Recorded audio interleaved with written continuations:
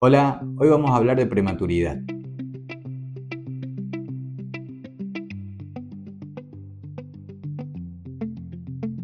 La prematuridad es cuando un bebé nace antes de la semana 37.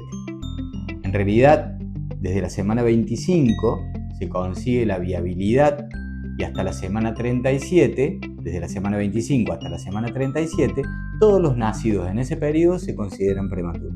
Obviamente que los que están más cerca de la semana 25 van a tener más probabilidades de tener situaciones graves como mortalidad o enfermedad relacionada a la prematurez, y los que se acercan a la semana 37 van disminuyendo ese riesgo, se van haciendo menos complicados, la evolución generalmente es mucho menor, el tiempo de internación es más corto y demás. Básicamente podemos dividir esa prematuridad en 3 periodos, desde la semana 25 hasta la semana 28, desde la semana 29 hasta la semana 32 y después de la semana 33. La mayoría de los bebés nacidos alrededor de la semana 26, o sea, entre las 25, las 26, 27 y 28, son bebés que tienen condiciones muy graves.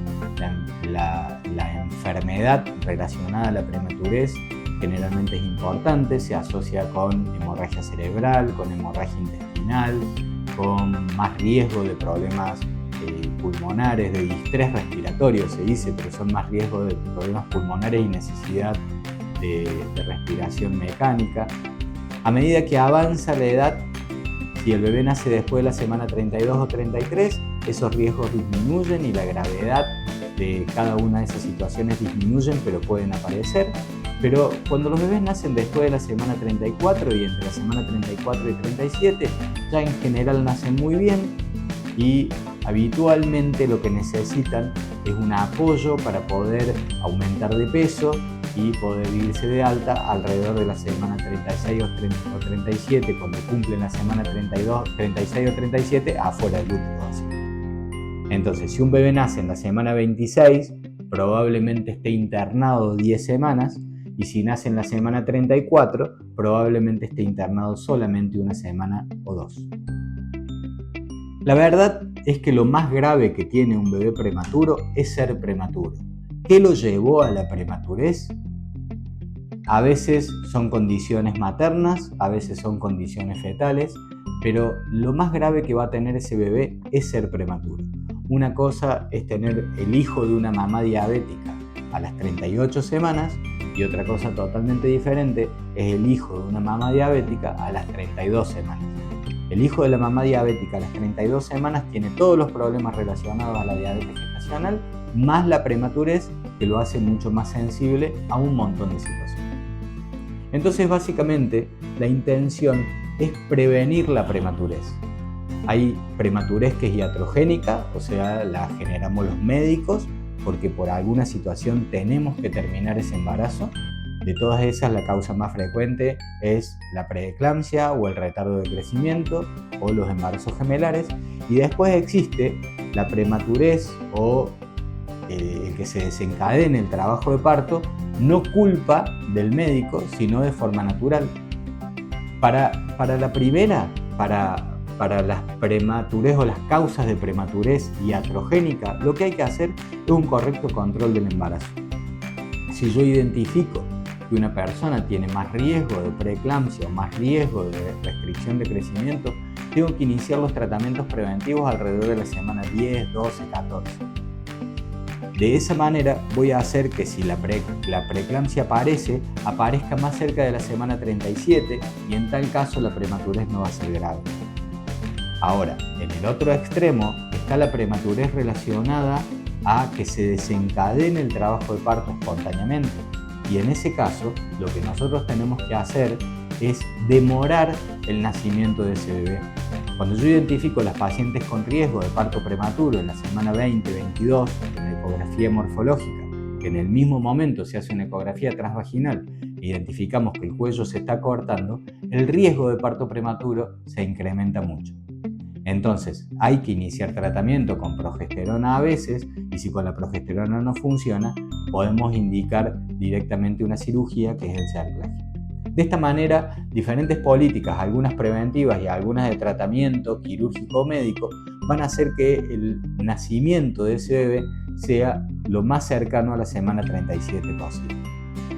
Vamos a contestar algunas preguntas que nos han hecho, básicamente para que se pueda aclarar y que podamos quitar algunos mitos o confirmar algunos mitos.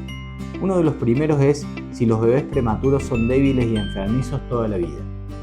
No es que van a ser débiles y enfermizos toda la vida, pero la prematurez en sí mismo aumenta algunos riesgos en el momento inmediato del nacimiento, pero después pueden haberse sensibilizado en su retina o en sus ojos y tener problemas oculares toda la vida, o se puede haber sensibilizado a nivel pulmonar, porque si ese bebé necesitó tener un respirador durante tiempo prolongado, va a hacer que tenga más riesgo de dificultad respiratoria en algunas situaciones, de broncoespasmo, de asma, y entonces es muy importante tener eso en cuenta. Pero en general, los bebés prematuros que evolucionan bien no tienen grandes problemas el resto de la vida. ¿Los bebés prematuros son más propensos a enfermedades crónicas? En general no está relacionado a la prematurez, sí está relacionado a que un bebé sea muy pequeño. Si hay restricción de crecimiento, eso sí puede dar más riesgo de obesidad o de hipertensión o de accidentes cerebrovasculares, pero no la prematurez en sí misma. ¿Los bebés prematuros necesitan cuidados especiales durante toda la vida? No. Si el bebé prematuro evoluciona bien y no tiene consecuencias a nivel neurológico, a nivel cerebral, no debería tener ninguna necesidad extra durante su vida. Otro mito o pregunta es si los bebés prematuros no pueden ser amamantados, y eso no es cierto. Los bebés prematuros, obviamente que depende de la edad gestacional en la que han nacido, algunos bebés no obtienen el esfuerzo para poder succionar, y entonces al principio se le da la leche materna a través de una sondita, pero a medida que van pasando los días y el bebé se va adaptando, el equipo de puericultoras de la neonatología va estimulando la succión hasta que en un momento el bebé se puede empezar a prender al pecho, y la lactancia materna obviamente que es el mejor alimento que puede recibir incluso el bebé prematuro.